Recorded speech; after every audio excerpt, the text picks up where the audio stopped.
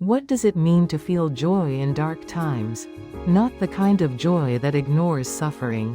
Not the joy of denial or escape. But a joy that holds the world in all its complexity and still says yes. Today, we're exploring Hannah Arendt's radical idea that joy, in the darkest moments, can become a form of love for the world itself. Hannah Arendt lived through some of humanity's darkest hours. She fled Nazi Germany. She was stateless, a refugee. She witnessed totalitarianism destroy millions of lives. And yet, she spoke about joy. About love. About new beginnings. How? At the heart of Arendt's philosophy is a concept she called Amor Mundi. Love of the world. Not love of an ideal world. Not love of how the world should be. But love of the world as it is, with all its beauty and brokenness. Arendt believed that this capacity to love the world is the foundation of all political judgment.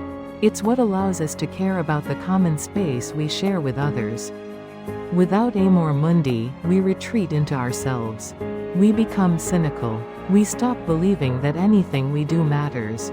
But with Amor Mundi, even in catastrophe, we remain connected to the world and to each other. This brings us to Arendt's second major idea, natality.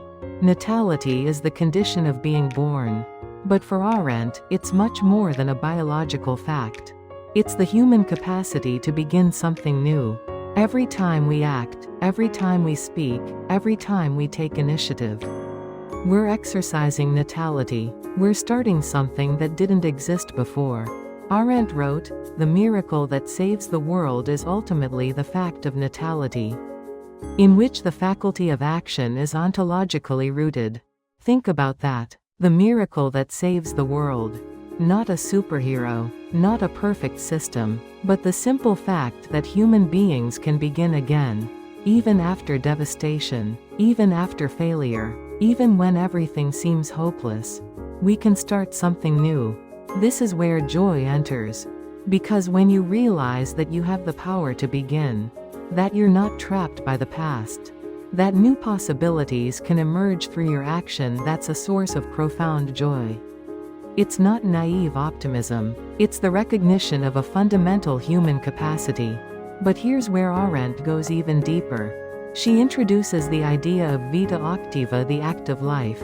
For Arendt, we truly become human not in isolation, but when we speak and act together in public space. When we create a shared world through our words and deeds. Joy, in this framework, isn't just a private feeling. It becomes a public virtue. When we act together, when we create something new in the space between us. When we build relationships through speech and action, that's when joy becomes political. It's the joy of plurality. The joy of being with others who are different from us. The joy of co-creating a common world. Arendt believed that totalitarianism tried to destroy this. It tried to isolate people, to make them feel powerless, to eliminate the space between them, where new things could emerge. But wherever people gather to speak and act together, they resist that destruction. They practice Amor Mundi. They exercise natality. They live the act of life. So how do we practice this? How do we embody Arendt's ideas in our daily lives? Start small. Amor Mundi doesn't require grand gestures. It might be listening to a stranger's story, tending to a public garden, organizing a neighborhood meeting, writing a letter to your representative, starting a conversation about something that matters. Any action that says, I care about this world we share. I'm willing to show up. I'm willing to begin something new with others. Pay attention to moments of natality. When have you started something new recently? A project, a conversation, a relationship, a practice. Notice what emerged. What relationships formed. What possibilities opened up.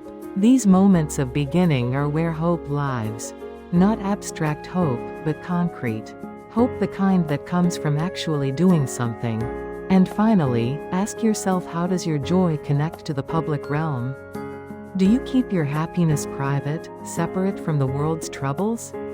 Or do you let your joy fuel your engagement with others?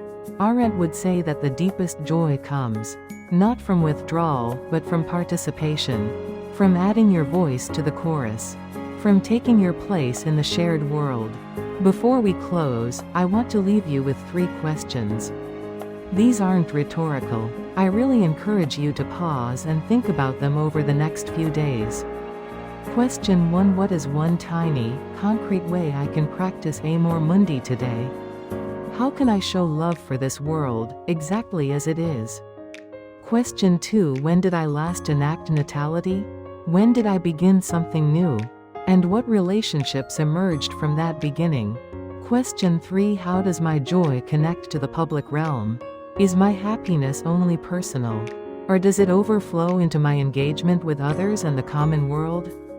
Hannah Arendt teaches us that even in dark times, especially in dark times, we have a choice.